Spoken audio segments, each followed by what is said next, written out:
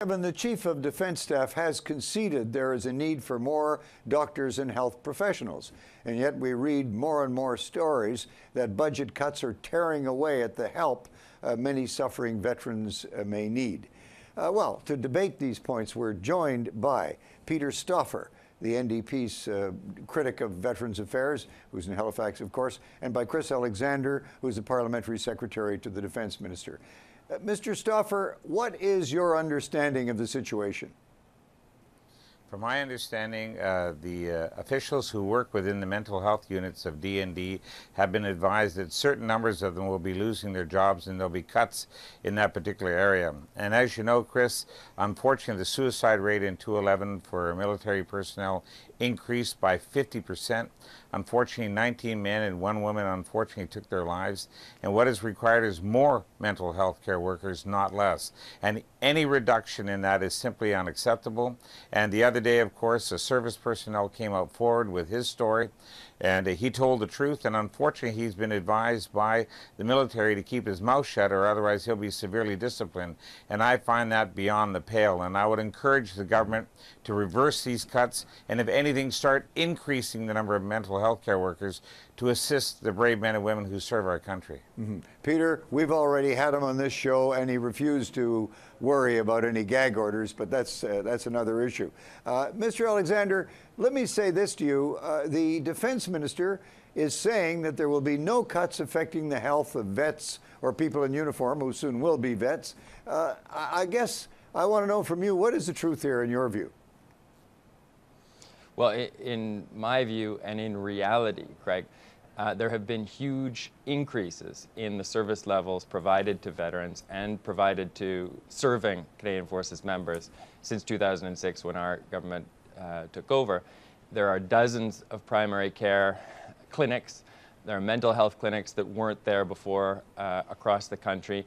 And we've come close to doubling the number of mental health care professionals serving the Canadian Forces. It stands at 378 now. That's close to double the number in 2006. And we're absolutely committed to making sure that those numbers of frontline workers do not go down. There have to be savings. There have to be efficiencies captured elsewhere in the system, including in health services in DND. But they're not going to affect the frontline quality of service that our men and women in uniform have access to, because, as Peter says, there is serious need out there.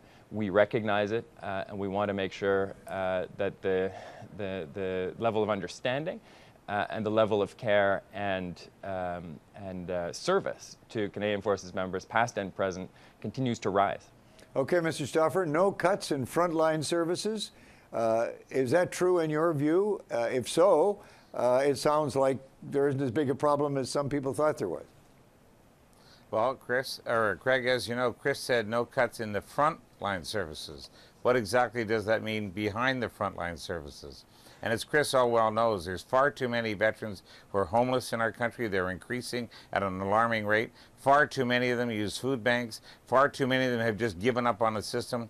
And far too many of them are having serious, serious difficulties. Any cuts anywhere within the mental health aspect of service to our veterans and our military personnel is unacceptable. So I would like Chris to exactly define no cuts to the front line, but what exactly does that mean?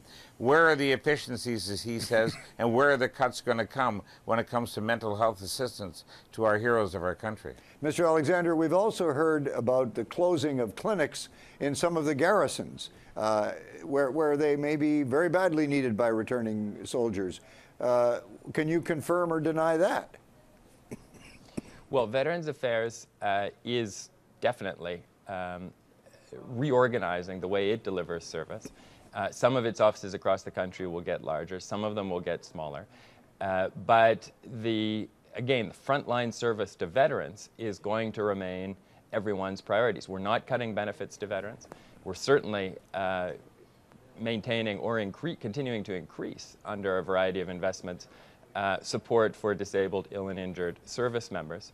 And the average Veterans Affairs case manager, and these people are going to be kept on strength in full complement to make sure that we reach veterans, has to be serving no more than 40 veterans. So they have a very manageable caseload.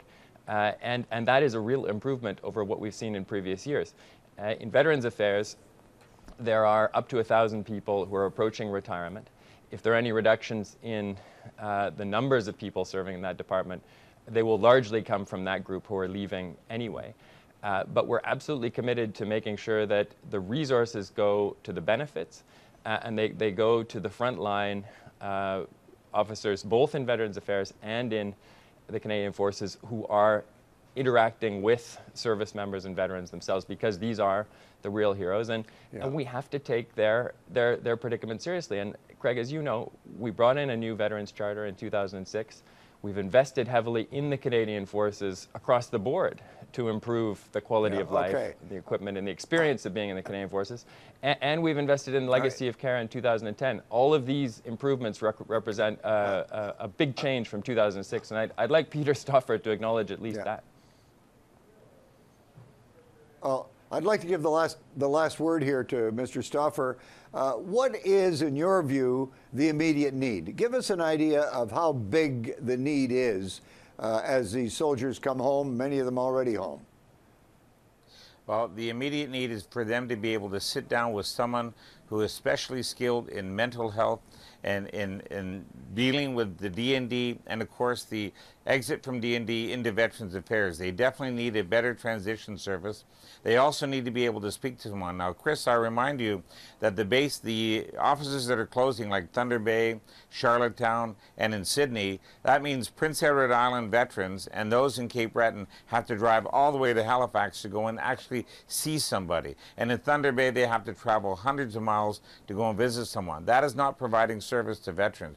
And what they really require is someone to be able to sit down with them face to face over the long haul and walk them through the myriad of benefits that are available to them, and also to assist them and their families in their day-to-day needs. This is exactly what the men and women of the service and the veteran community require. Gentlemen, thank you both. Got to go at this point. We appreciate your time. Bye. Thanks, for now. Thank you, and the very best. Bye now.